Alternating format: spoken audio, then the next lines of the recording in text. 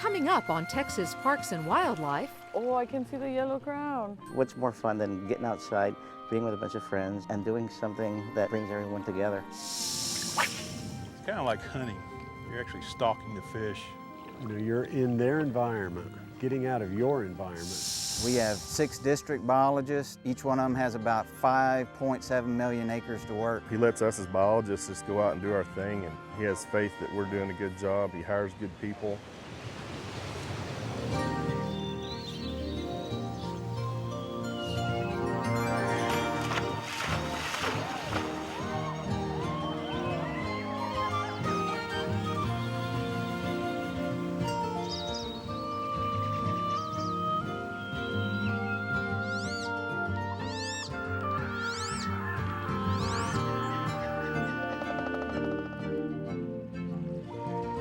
Texas Parks and Wildlife, a television series for all outdoors. This series is funded in part by a grant from the Wildlife and Sport Fish Restoration Program. Through your purchase of hunting and fishing equipment and motorboat fuels, over $40 million in conservation efforts are funded in Texas each year. Additional funding provided by Ram Trucks. Guts, glory, Ram.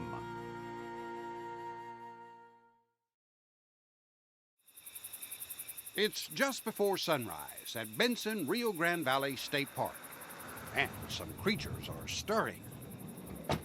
Everybody ready? A group has gathered for one purpose: Oh, I have the to checklist. see and hear as many ready to kinds go. of birds as they can in a day. I think the goal for today is 100. They are competing in the Great Texas Birding Classic. Team name? The queenfishers.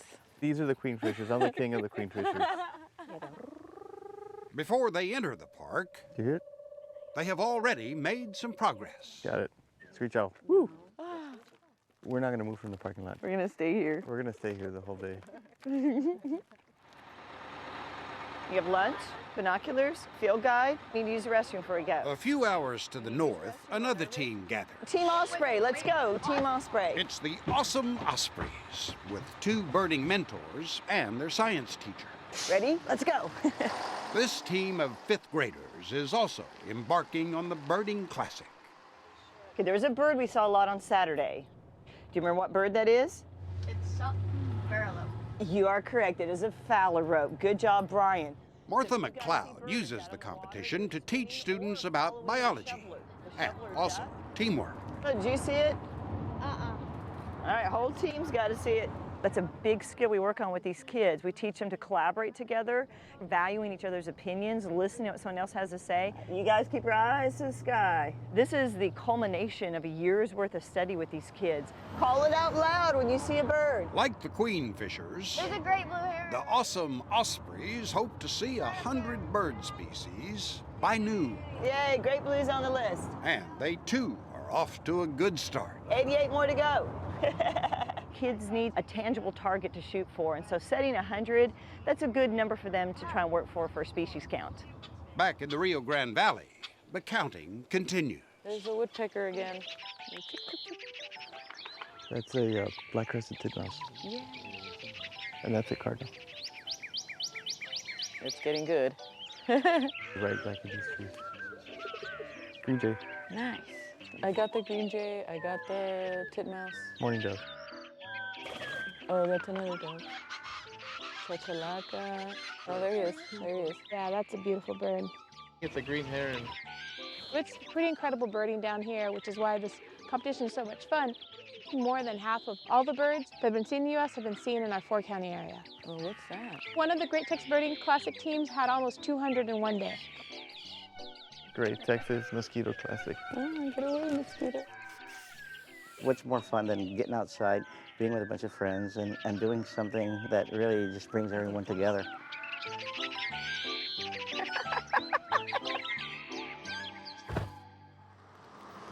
While the Great Texas Birding Classic was once held only along the coast, it is now statewide. Teams choose when to compete from mid-April to mid-May, and how. Serious birders may opt for a 24-hour big day in their region, or even a full week statewide visiting as many sites as possible. Ton of fellows. The Sunrise to Noon tournament may be more ideal for youth teams or those more focused on just having fun. But perhaps the most relaxing way to participate in the Birding Classic is known as the Big Sit. We have some shorebirds right over there. Like, see where that blind is? Yeah. The Big Sit is a really great event in the Birding Classic. It is literally birding from a 17-foot diameter circle for a full 24-hour day, or as much of a day as your team wants to do. The Big Sit is just something that literally anyone could do. We call it the tailgate party for birders. I'm an amateur birder. A lot of these people are newbies, and then we have one or two really good birders on the team that are helping explain what everything is. Most of them are cliff swallows. So it's this wonderful learning experience. Semi-palmated sandpiper. I got to see that one. We are the Tweeting Chats. The chatting tweets. Tweeting chats. They are communications folks, and they tweet, they use social media. A chat is a type of bird. It's a yellow-breasted chat. I'm sure it tweets. It's just a very fitting name for this team. This group is great, and they're having a good time. We're an embarrassment to birders everywhere. Back on the coast, the awesome ospreys hit the birding hotspots of Port Aransas. We are at the Leona Turnbull Birding Center. No, here, fix your jacket. There you go. Okay, I'm hoping these kids can get to 100. They're the last team to compete. Where'd it go? Being at the tail end of migration, it's gonna be tough. It just flew over there. Right now, they're neck and neck with my 4th grade team. Yeah, the eastern kingbird up there. There's an oriole. Well, is he a spoonbill, guys? Whoa, what is that? White ibis. The red-winged blackbird. We're gonna go to several places today, so we've still got a lot of time ahead of us. Oh, there it is. By mid-morning, the queenfishers and their king are looking for kingfishers. As we were eating our breakfast, a green kingfisher perched about 20 feet away from us and then dashed across the water to the other side of the pond. They're on the t-shirt. We're in the area to get them, so hopefully we'll get all 3 today. The team has migrated to the Edinburgh Scenic Wetlands, another World Birding Center site. We've seen a lot. Hopefully we'll see more. In our region here in South Texas, the last 10 years, there's been so much development of these nature centers for the World Birding Centers. So it's getting easier and easier just to find a place in your backyard neighborhood to go out and bird and see what's out there. And some true neighborhood birding is also on the agenda. One of the things that I like is our trees are kind of short. So you can drive through and look through the neighborhoods, and there's some great neighborhoods with old growth trees. Oh, it's right there? And you can see some really great birds in there. Oh, I can see the yellow crown. So you can do drive birding as we were doing today and walking around. Very easy to do. Okay, let's go. Bird on. We are not to 100 yet. I think we're in the 70s right now. Okay, if not a blue jay, something else we haven't gotten. I hope we don't see it like at 12:01. No. Does everybody see a sandwich turn? No.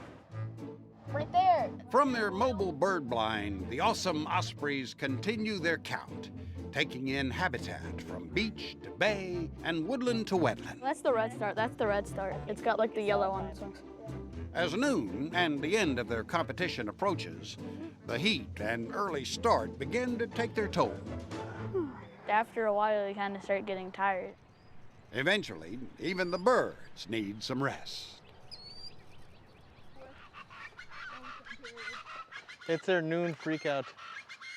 It's 12, guys. That's it. Woo! Bird like crazy all morning and then go eat lunch. It's nice. Great blue heron. Yes. Great egret. Yes. In the final tally, the queenfishers did not reach 100 species, but they did finish second in the all-ages sunrise to noon competition.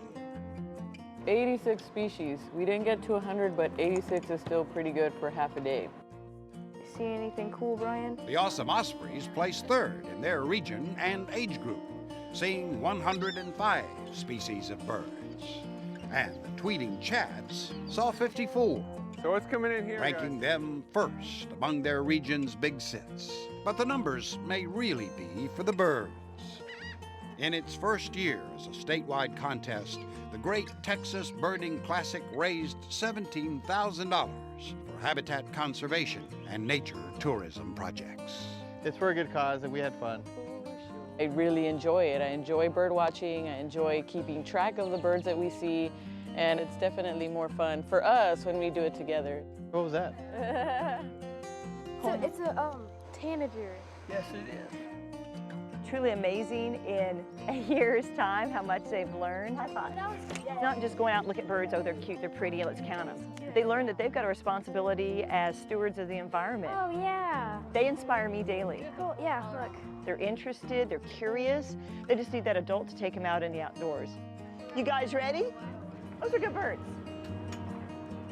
Keep looking.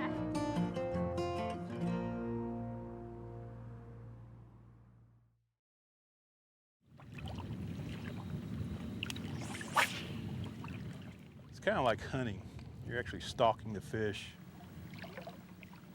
You know, you're in their environment, getting out of your environment. Wade fishing is as basic as it gets. No boat, not a lot of gear. Nice fish, Ethan, pretty. And the reward can be great. Awesome, look at the color on that.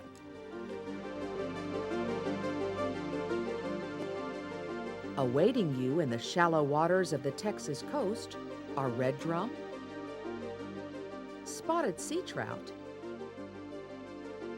flounder, and many other sport fish.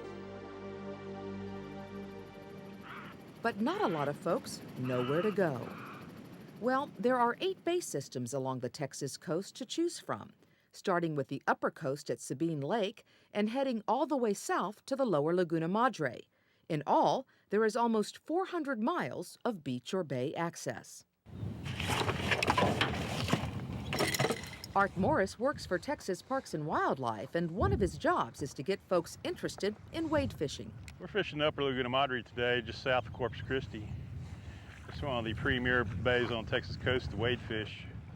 It's got miles and miles of shallow grass flats, one with an average depth of 3 feet.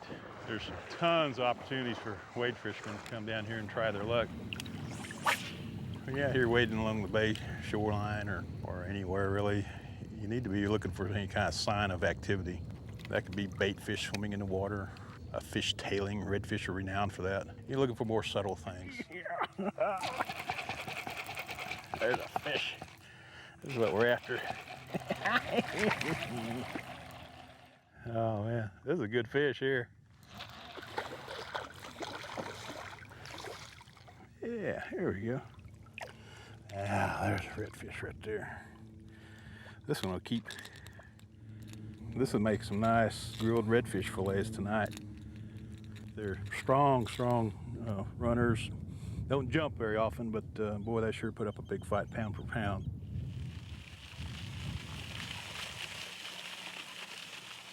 Making sure there are plenty of fighting reds in our bays is the job of Texas Parks and Wildlife's Coastal Fisheries Hatchery Program. Our goal this year is to raise around 25 million red drum fingerlings. The plan in the past had been to raise them to 1.5 inches in size. We have 190,000 fish that we're going to be releasing today. But now they grow them to 1.75 inches. Well, the reason why we want the fish to be bigger is because the fish is better able to adapt to the environment. Ruben, I feel them coming now. It's better able to forage, better able to evade predation. So a bigger fish has a better probability of survival. Don't make us proud, little red drum. Out of all of the bays, probably the least utilized is San Antonio Bay. Let's cast up in these weeds here. Donna Bouchard takes her sons Andy and Ethan out just about every weekend. I like to wade fish because it's something we can do together, but yet we still all have our space. It's kind of good too because there's 3 of us. We can cover a lot of area, kind of scout out for each other. See that shark? Look at it over there. It's probably in there eating mullet and little redfish, stuff like that. It's just taking his time. Wade fishing, you can always go. Most time where a boat can't, you can walk and get to them pretty easy, and you ain't got to worry about spooking them or making a lot of noise. What you got, Ethan? Redfish, I guess. Is he gonna be a keeper? I don't know. Might be bigger than you think, Ethan. Yeah, redfish, they don't scare as easy like trout, so you can get closer to them, and they're a lot funner to catch. Look at that, pretty fish, pretty fish. Oh, Donna's got a fish. Oh, that's a keeper Ooh. trout right there. Uh-huh. Don't lose it, Mom. I think the biggest challenge is probably finding what's gonna work that day. Nice fish, Mom. It seems like if you're wade fishing with artificials, that's like the ultimate catch. If you are looking to catch bigger fish, the Gulf's barrier islands are the ticket. South of San Antonio Bay lies North Padre Island National Seashore. With over 65 miles of undeveloped beach and surf, it's coastal wade fishing at its best. So I'm looking for any signs, any movement on the water. That's what I'm looking for. Local Nick Myers starts out every trip with a net full of mullet. I just saw some scoot under there. I don't know if I got them. These finger mullet, they're migrating down the island south, and they're closely followed by the predators, and that's why they're such good bait.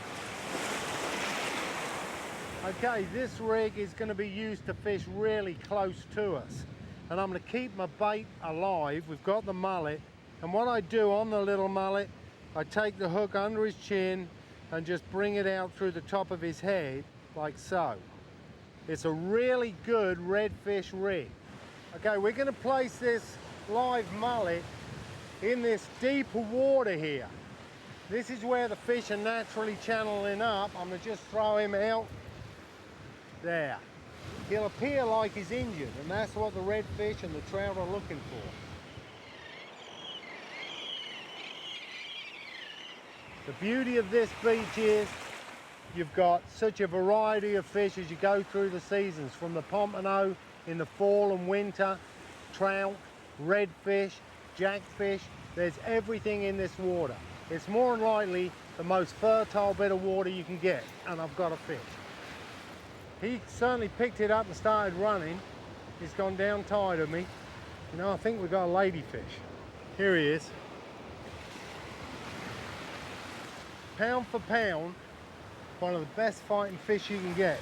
There he goes, perfect. Ladyfish, poor man's tarpon.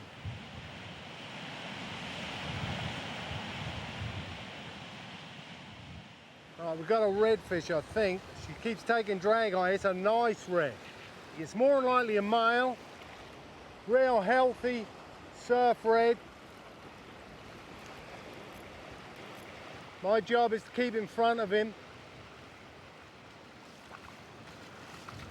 That's what fishing on the beach is about. Beautiful redfish, absolute prime condition. Healthy, look at the beautiful colors on it. And that's why I like this beach, I really do.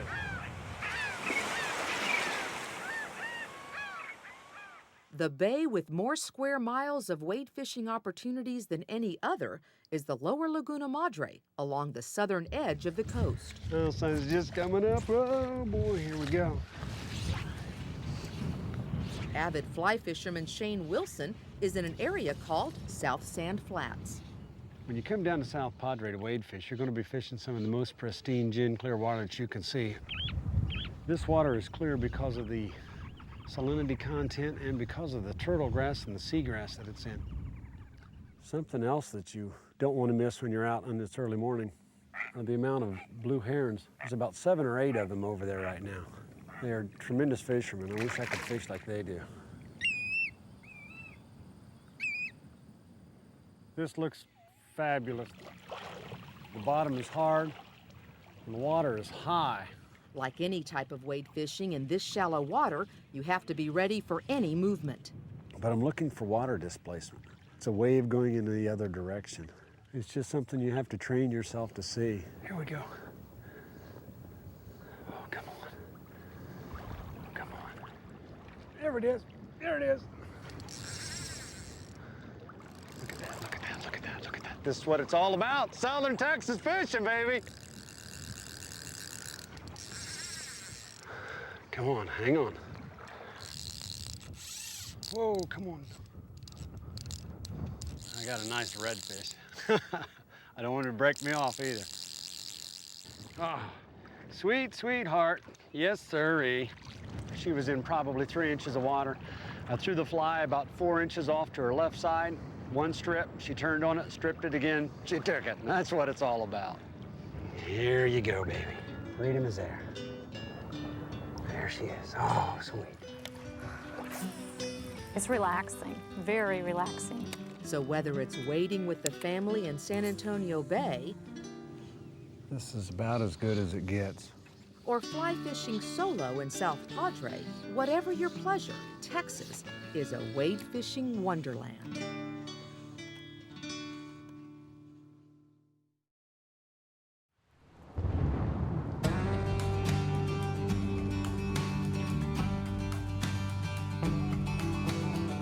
Panhandle District is 56 counties large and represents 35 million acres.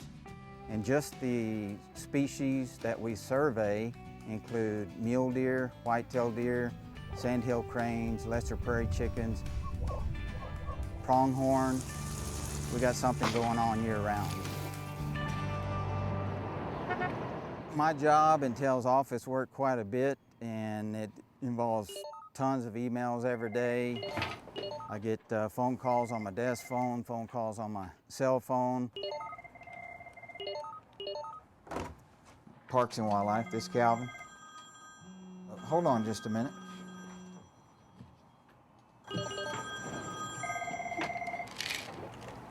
And when I'm not in the office, emailing, phone calling, talking to staff, talking to stakeholders, spend a lot of time in the vehicle headed toward meetings. We have 6 district biologists.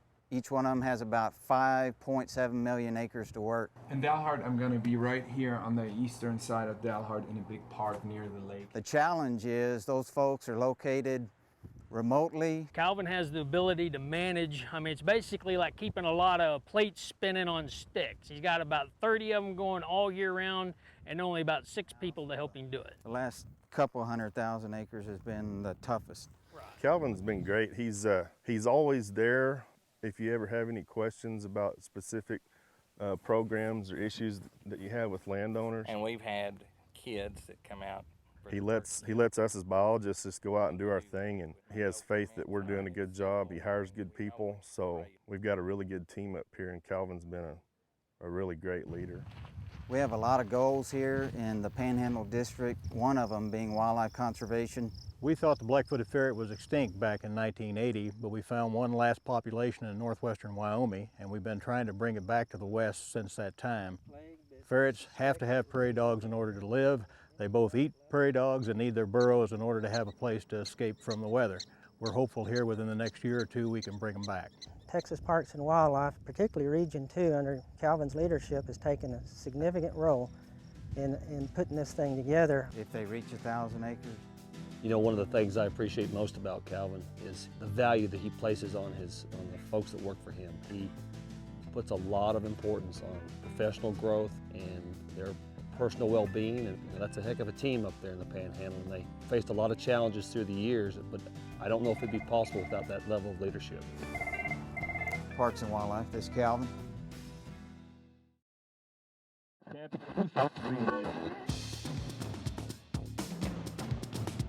Enjoy fresh air and open space every day with the Passport to Texas radio series from Texas Parks and Wildlife. Through sounds and words, we'll transport you to places with green grass and blue sky, if only for a minute or two. And sometimes that's all you need. Passport to Texas airs weekdays on radio stations statewide. Visit passporttotexas.org to find a station near you. And remember, life's better outside.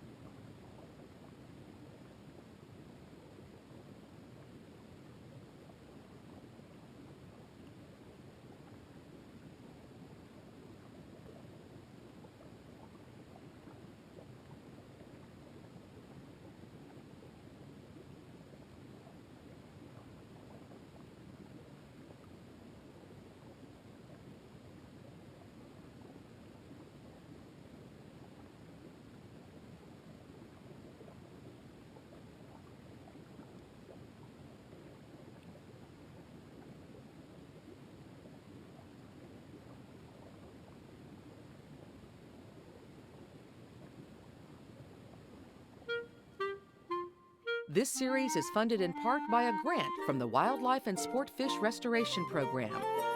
Through your purchase of hunting and fishing equipment and motorboat fuels, over $40 million in conservation efforts are funded in Texas each year.